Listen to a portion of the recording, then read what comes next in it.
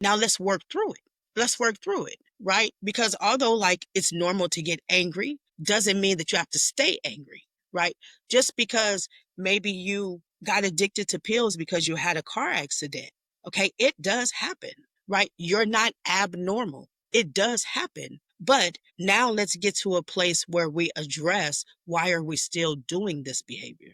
Right? The car accident is over, right? We're no longer getting pills from the doctor, at least. Now, let's figure, is it the pain? Is it that you don't have coping skills? Those type of things. So that's what I usually work with my clients. Now, I did that a lot more when I was just a regular counselor, more as a supervisor. I'm more kind of like guiding my counselors and things, but I do still have a small portion of clients that I deal with on a daily basis. But now in my supervisory role, I'm more of an overseer than, so much directly working with the clients. So that's the first thing is to like kind of shelve that shame and that guilt because that keeps you in a place of stagnation, you know? In what ways have you reparented yourself? So I know for myself, when going through the ACA 12 steps, when I was introduced to the idea of reparenting and the inner child and all those concepts, I'm like, what is this? This sounds weird. But as I work through the 12 steps and having situations come up and to be able to sit down and have that inner dialogue about those laundry list of traits, how it brought about those emotions, where it really came from, the consequences that I'm experiencing now with the rift that I brought about because of some old stuff, and basically having the father son talk. How has reparenting played out in your life? You have to really learn how to be, right? I've had to learn how to be a person, I would say, because like I said, I was used to isolating, right? If I don't want to deal with something or someone, I isolate. I don't want to talk about it. I'm not going to work it out. I'm just going to isolate.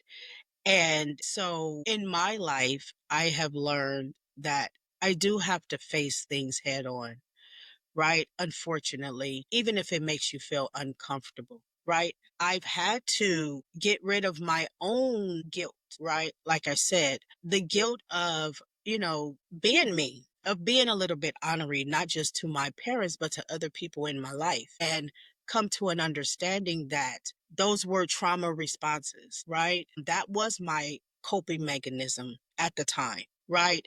But now, right, understanding those things, trying to change those behaviors. Because although it was my coping mechanism now when I was going through it, it's not okay to be that way now. Right. I not only do I deserve good relationships, but the people that I love deserve a good relationship with me.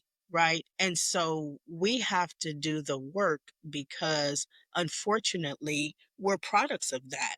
Right. And it's not like we could go back in time and change it now that we know what we know. Right.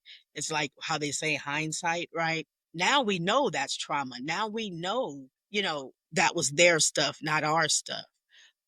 So now it's like part two. Part one was, going through the trauma.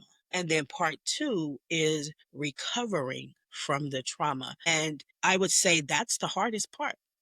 Some may disagree with me, but I think recovering from the trauma is the hard part because when you're in that trauma, you know what that is, right? Like once you learn your parents are drug addicts, okay, you know what that is. Okay, my parents in the closet or they in there or they getting high, whatever.